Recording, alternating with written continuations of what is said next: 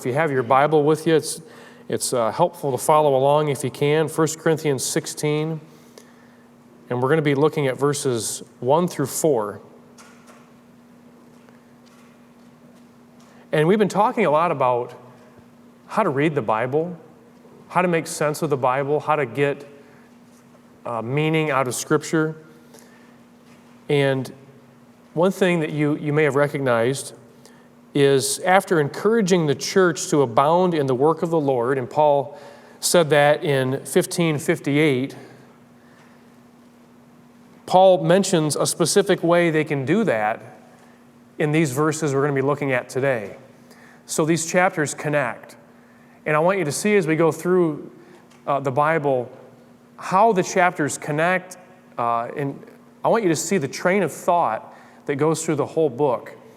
And it just makes reading the Bible a lot more meaningful, and it helps you to understand it better. So I want you to see these things and be able to make sense of them.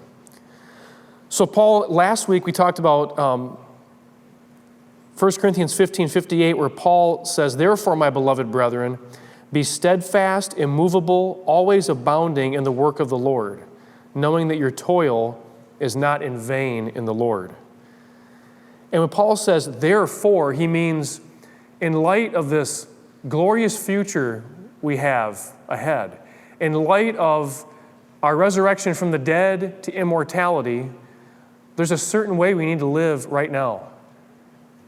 We need to live as if this life is temporary and the next life is eternal, because that's really the way things are. And sometimes we get the two reversed, where we live as if this life is eternal and there is no future glory.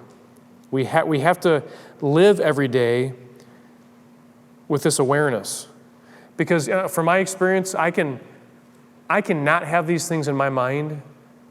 And if I don't have these things in my mind, then I begin to live in a way that's not as productive, in a way where I'm more focused on this world than the next. So we need to have these things in our minds and really, really meditate on them. Paul says there's a way we need to live now, knowing the kind of future that we have. And Paul, in chapter 16, and chapter 16 is a fairly short chapter, but in chapter 16, Paul just kind of wraps up the epistle by giving some practical information. He's sort of tying up some loose ends. And in 16:1, here's what Paul says. "Now concerning the collection for the saints, as I directed the churches of Galatia, so..." And Paul speaks of the collection for the saints. What is he talking about there? Well, he's talking specifically about the saints in Jerusalem, the Christians in Jerusalem. And we know that because he speaks of the church in Jerusalem specifically in verse 3. So we know who he's talking about. And apparently what was happening was, and we know this from the book of Acts and from other verses as well, the Christians in Jerusalem were suffering the effects of a famine. And there were 4 famines that took place during the reign of Claudius Caesar. And Claudius is mentioned by name in the book of Acts. And the saints in Jerusalem were suffering the effects of that, of the famine. And they were in desperate need. Jerusalem was a very populated city. There was only a small amount of food and things to distribute to people. So the saints were in need. They had some serious need there. And Paul had requested funds from various churches to provide relief from the Christians in Jerusalem. And he mentions this in several other verses. He mentions it in Romans. He mentions it again in 2 Corinthians. It's mentioned in the book of Acts. So there was a great need there. And as we go through these verses, there's some things I want to point out. First of all, there's so much application in these verses for us today. And everyone here is a generous giver and we appreciate your generosity here. So I'm going to be talking about giving in general. How do we give in a way that is wise? How do we give in a way that is responsible? And how do we give in a way that's going to actually bless the kingdom of God in the world? Because there's certain ways we can do this that are better than other ways. And the first thing I want to point out is that Paul collected these funds from the churches because he knew what the need was. Paul knew that the need was genuine.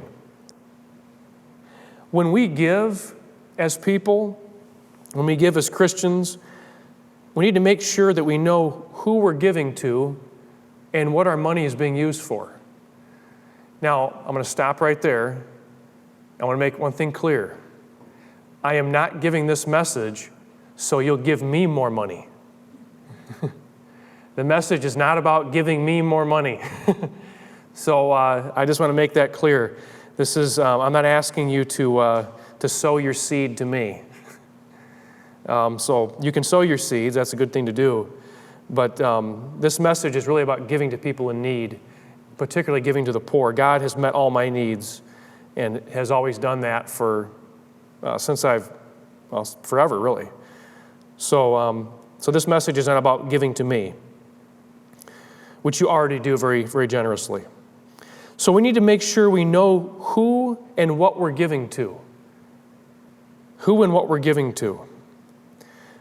Sometimes it's difficult to know. Sometimes it's difficult to know what to give to. There's so many different organizations out there. I remember a time when we had a church phone. We had a landline phone. You guys probably don't remember those days when landline phones existed. Now we live in the days of cell phones. But the church had a landline phone, and there were times where we would get calls, multiple calls every week, week after week after week after week. And many of these calls had to do with us giving money. People were asking for donations for this charity, for that group. Some people would just call the church, individuals would call and say, hey, can I have some money? And this went on for years. And when this started happening, I was new to the church, I was new to pastoral ministry, and I was very, very unwise. And I remember people calling, and I remember thinking, well, Christians are supposed to give, so I guess we should just give to everybody. And we gave to different people, we gave to different groups, different charities. And it was not all bad. I don't want you to think that it was just totally careless. It wasn't totally careless. But as I look back on it, I think to myself, we could have given those funds more wisely. We could have been wiser. I could have been wiser about it.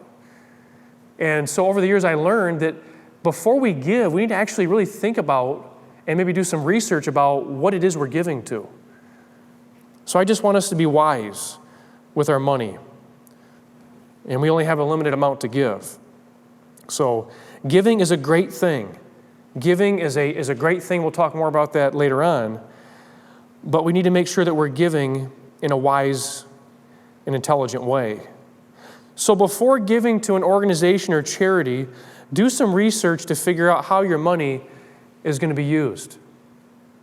There's certain charities that have been exposed where the CEO of the charity got 95% of the money, and 5% was going to the actual cause they were supposed to be helping.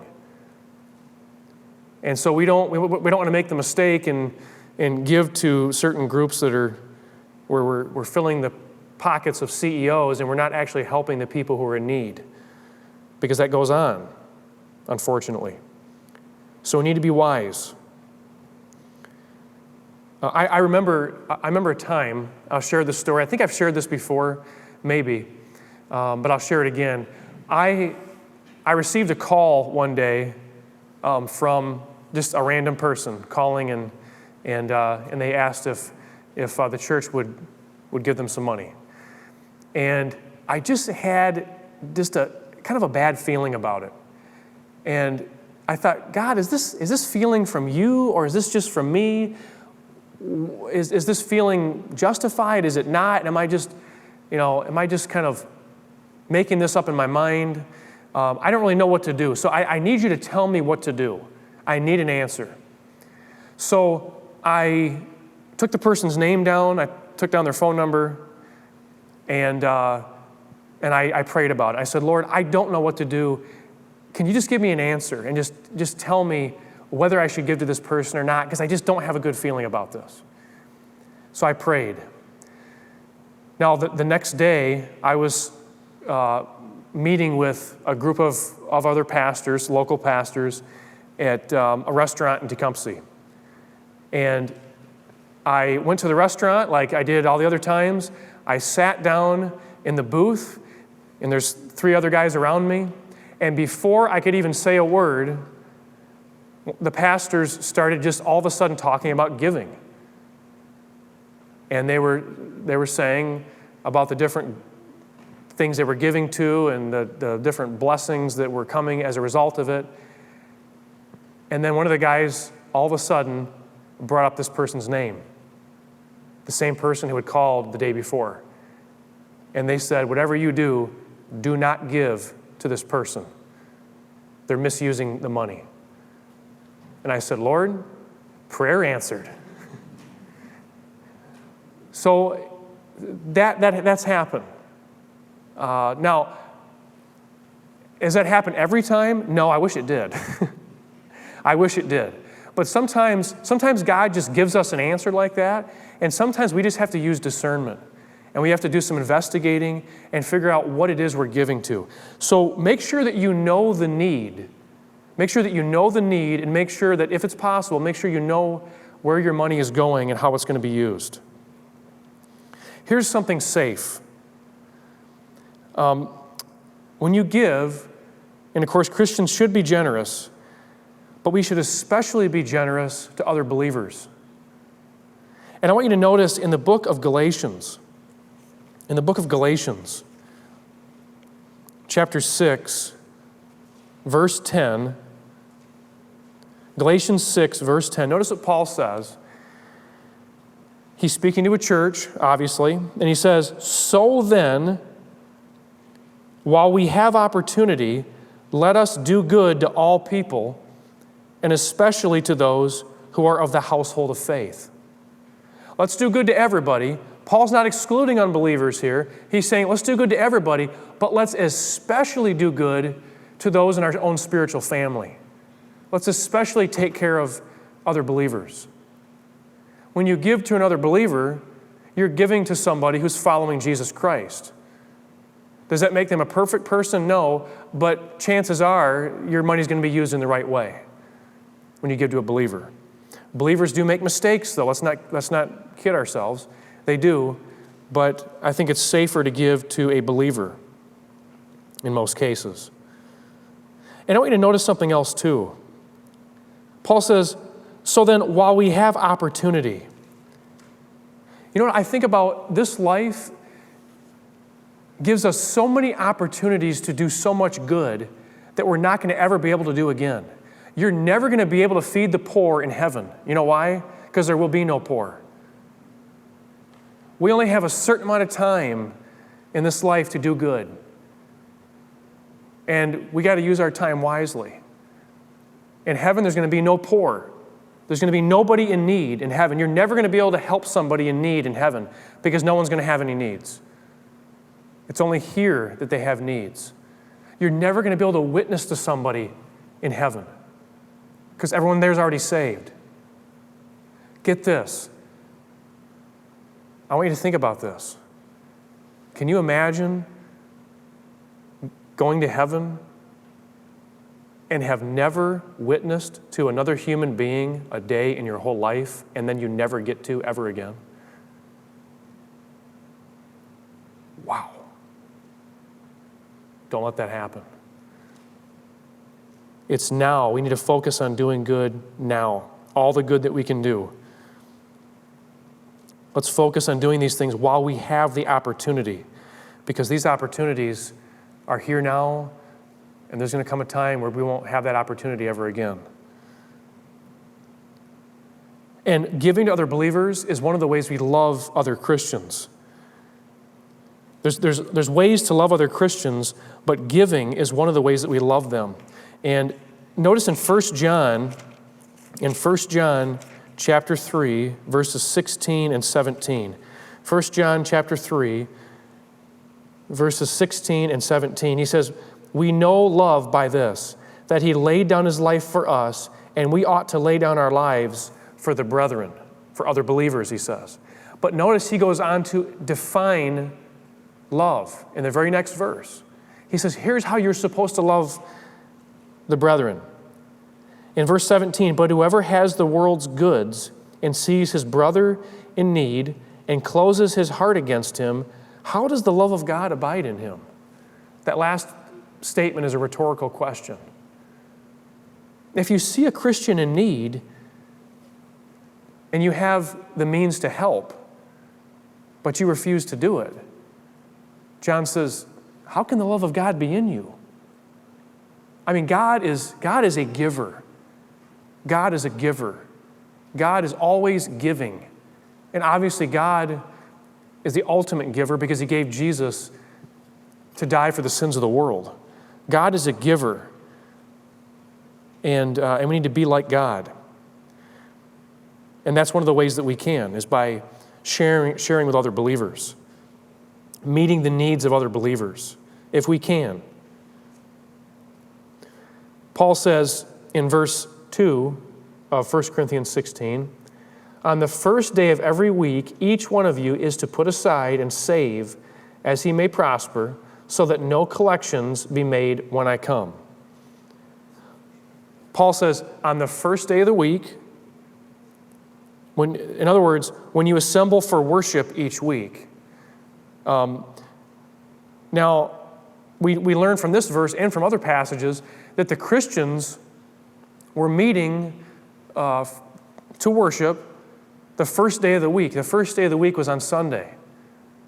The church met on Sunday. Acts 20, verse 7 says the same thing. The church, from very early on, the church met regularly on Sunday. And why did they meet on Sunday? Everybody knows. Because that's the day Jesus rose from the dead. So we know from this verse and from other passages, the church was meeting on Sunday. Now there's some debate about this, but I think the verses are clear enough, so I'm convinced of it. So Paul says, every week, set aside some money. Set aside some money to give to the poor. Set aside some money to give to the saints in Jerusalem. Now, I'm not commanding anyone to do anything. Actually, today, this message really doesn't have too many commands in it, but just ideas to consider. Maybe every week, maybe what you want to do is set aside a certain amount of money specifically for the poor. Or maybe what you want to do is maybe you just you buy some groceries and you deliver that to Fishes and Loaves food pantry or whatever else. There's a million ways you can give to the poor. But every week, set something aside. It doesn't have to be an enormous amount either, but just a little bit or whatever you feel you want to give. And every week, you're giving to the poor. You're helping the poor. And I promise you this. I promise you, when you stand before God to be rewarded on that day, whenever that day is, you're not going to say, boy, I wish I would have kept a little bit more money for me. No one's going to have that attitude. And chances are, everyone's going to say, boy, I wish I just would have given a little bit more. So let's think of the poor. Let's think of those in need. And there are many who are. Again, this is not a command. It's just something to consider. And, there's other ways to give too. We're talking about financial giving here or giving of goods. But there's other ways to give too. Like, donating your time to help people in need. That's a good thing to do too. Whatever the need is, we need to help meet that need. And I heard this from another pastor. The pastor was trying to figure out, how exactly do we bless our community? How are we even supposed to go about that? Because there's a lot of ways to do that, right? And so what they did was he actually went to the mayor of the town, the leaders of the town, and he asked the leaders, he said, what are the biggest needs in our community? What are the biggest needs, and what can we do to help? And the leaders shared this information with them, and the church set out to help meet those needs in their community. So maybe the first thing to do is to figure out what is the need in our community. Maybe obviously there's going to be multiple needs. So you figure out those needs, and then you do your part to help meet those needs. Now, notice very carefully, that Paul says, each one of you. He says, on the first day of the week, of every week, each one of you, he says. In other words, not just the wealthy, he's not just asking the wealthy to give, but every believer. And it's a privilege to be able to help other people in need. It's a privilege to be able to give to those in need. As Jesus said, it's more blessed to give than to receive. Acts 20:35. And this privilege was not to be limited to the wealthy alone. Paul says that every one of you can give something. Each believer was responsible for giving according to his or her own ability. You give according to what you're able to give, according to your own ability. You're to put it aside each week.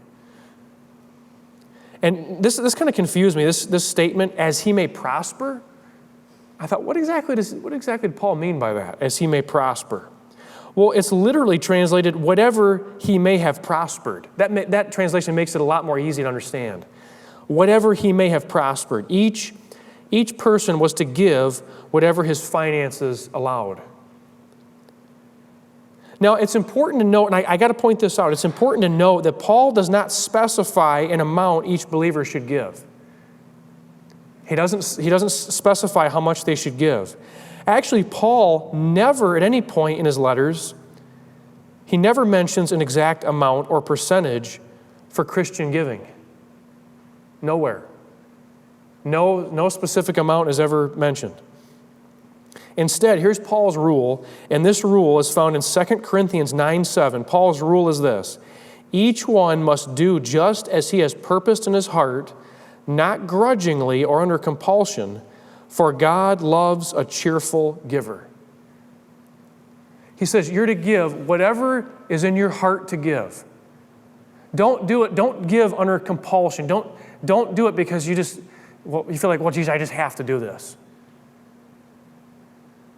And you do it based on what you want to do in your own heart, what you've made up your mind to do. I love Zacchaeus' zeal.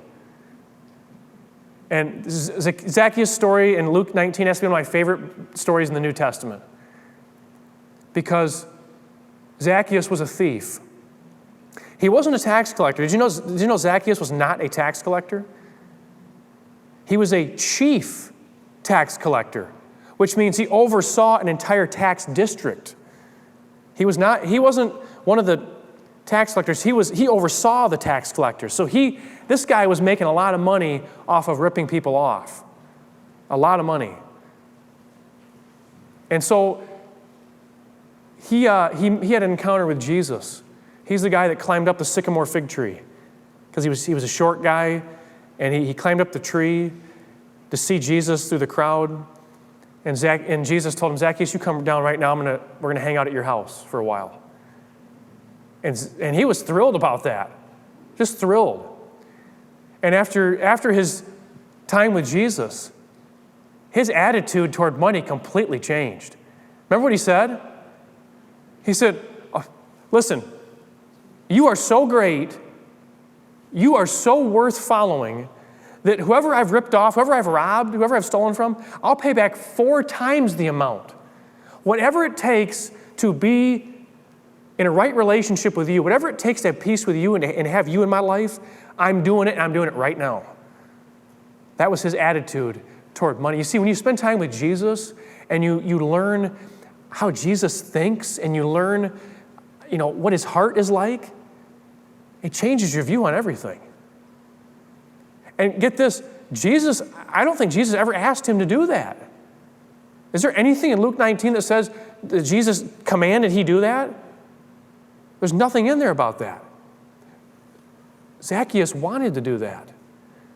Because when you see how wonderful Jesus is, following Jesus' commands is kind of like, well, yeah, I want to do that. Look who I'm following. I get to be like him. I get to live the way he did. Sign me up. Whatever I got to do, absolutely I'll do it. And by the way, just a little side note on that, the law did not even require that amount of compensation. He was going beyond the requirements of the law. Paul says, you give what you've purposed in your heart, not grudgingly or under compulsion. God loves a cheerful giver. God likes people who not only serve him, but serve him with a joyful heart. They don't go, well, geez, I got to serve God today. Bummer. It's, I get to serve God today. Thank God I get to serve him. Thank God I get to labor for his kingdom. Now, I want to say this too. Tithing is not a requirement for New Testament Christians. Tithing is not a requirement for New Testament Christians, but was only mandatory for citizens of Israel. Now, here's why I point that out.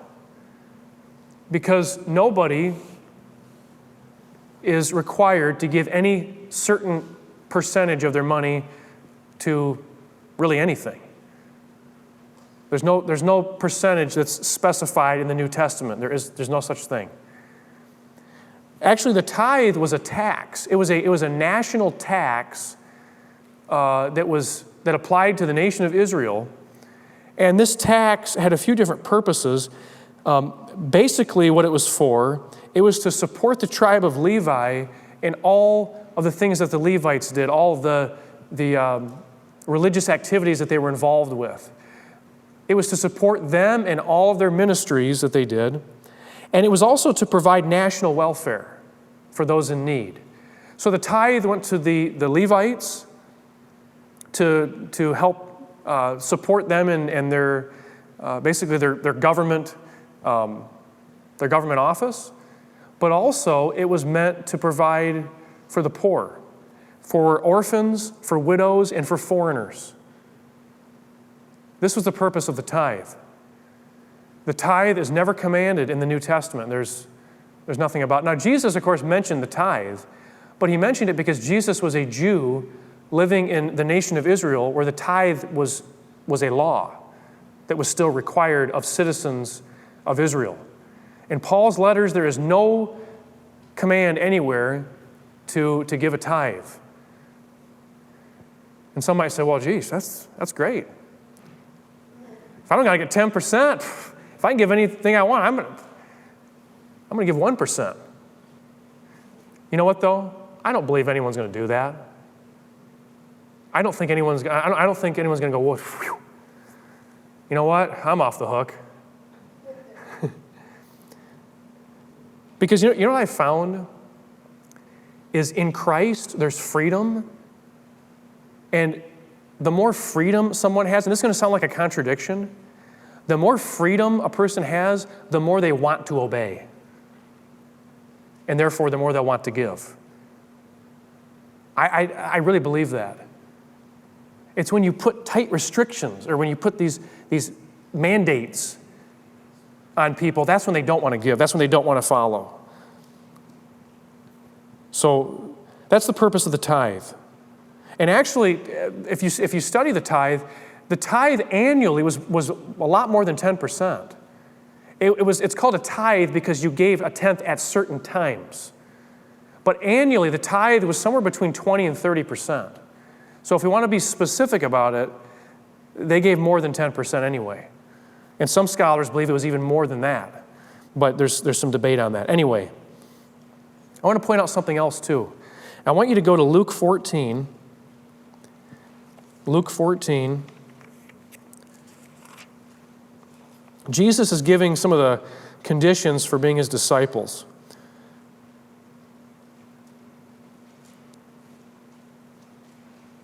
Luke 14, starting at verse 31. And I want to read this to you, and I want to explain what this means. A lot of people don't understand what these verses mean. And we need to. Luke 14:31, Jesus is giving this kind of like a parable, kind of a situation, a real-life situation here. He says, "Or what king, when he sets out to meet another king in battle, will not first sit down and consider whether he is strong enough with 10,000 men to encounter the one coming against him with 20,000? Or else, while the other is still far away, he sends a delegation and asks for terms of peace. So then, none of you can be my disciple who does not give up all his own possessions." And whenever I read this verse, people go, "Are you telling me I got to throw away everything that I own?" Well, no, that's not what Jesus said. That's not what he's requiring. He's speaking of a greater king and a lesser king. Now, it's called vassalship. And this is something that was very common in Old Testament times, and even in New Testament times also. What would happen is a greater king would take over the kingdom of a lesser king. And rather than the greater king destroying the kingdom of the lesser king, the greater king would say this: "I'm going to let you continue to rule in your kingdom. You're going to remain in your kingdom. You're going to carry out your responsibilities as king. But everything that you have actually belongs to me. You can still go about your business. You can still use what you have. You can still govern your people, govern the things in your kingdom. You can still do all this, but you have to remember everything that you have actually belongs to me. So you need to carry out your responsibilities in a way that is reflective of my authority over you." That was the idea. And Jesus is saying, that's the same idea with me and my disciples. A disciple of Jesus is supposed to give up everything they have to Jesus. Does that mean they throw it in the dumpster? Obviously not. It means that they recognize that they are stewards of everything they have, not owners. A Christian is a steward of God's things. A steward of God's things. And we have to manage all that we have in a way that's responsible and in a way that honors our King. So we're stewards of our money, stewards of our property, stewards of all that we have, and not owners. That's the attitude a Christian should take.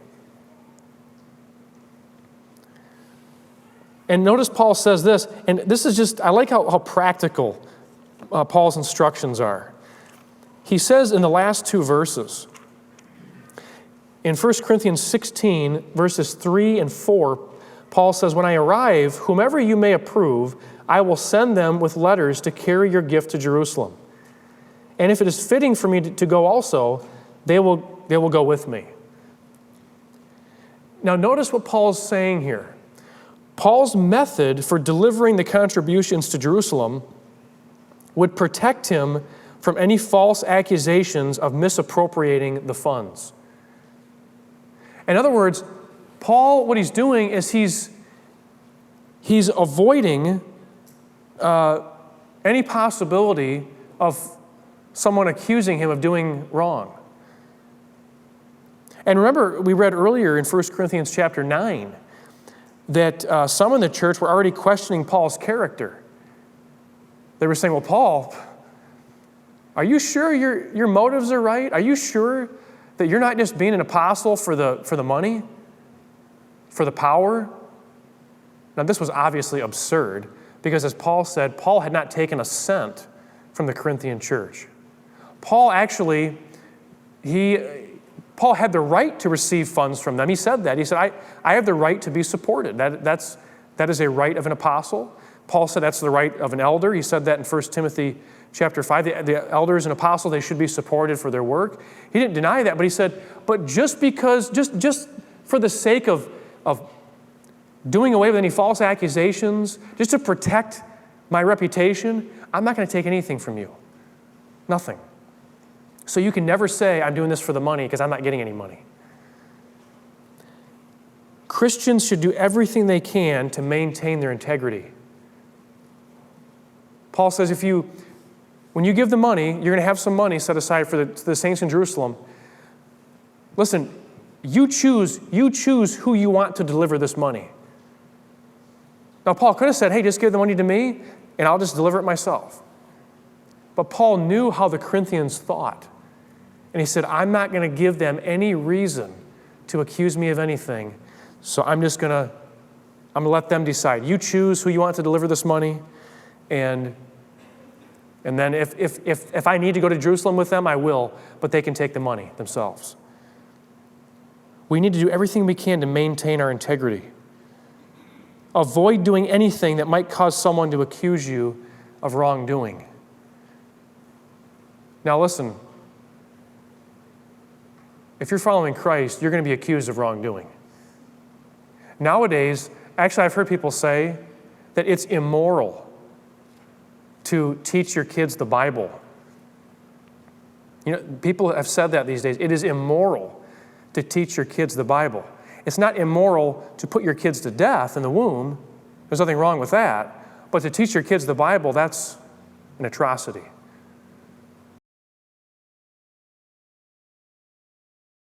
Not all, obviously, but some modern day people. So you can't please everybody. That's the point I'm making. But do everything you can. You know, integrity used to matter years ago. It does not any longer. And people that have integrity in our society are looked at as kind of old-fashioned. I heard, and some of you have told me this before, you could actually make a deal with somebody back in the day without going to a lawyer.